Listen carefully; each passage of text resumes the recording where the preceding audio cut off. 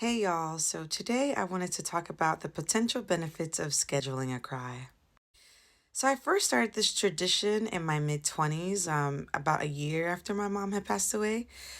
I was still feeling the grief, but also feeling like, oh, I have to hold it together. I gotta work, I gotta move on, I gotta da da da da da da da.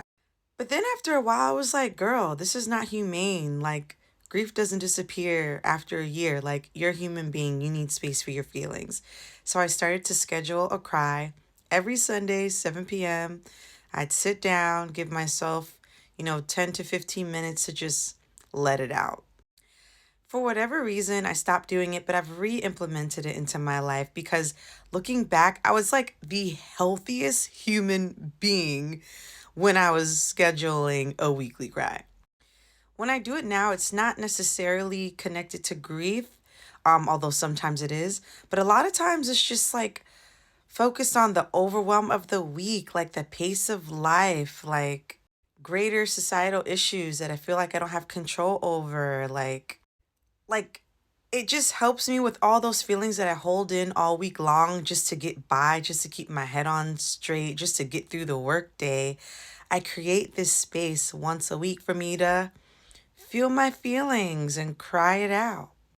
Now, back in the day, I could pretty much cry in command, but now I have a songs you can cry to playlist that I sit down with, listen to, and just release.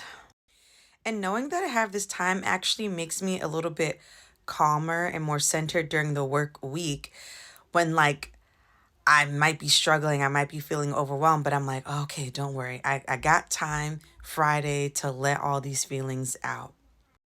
So, yeah, like you deserve to feel your feelings. You are a human being. You don't have to hold it together for everybody all the time. And having space and time, and sometimes scheduling that space and time can help you to be more centered, to be more grounded, to cleanse those feelings. And also for me, I found that when I have a scheduled time to cry, then I'm less likely to like have a full on meltdown out of nowhere because I've been trying to hold it together for months.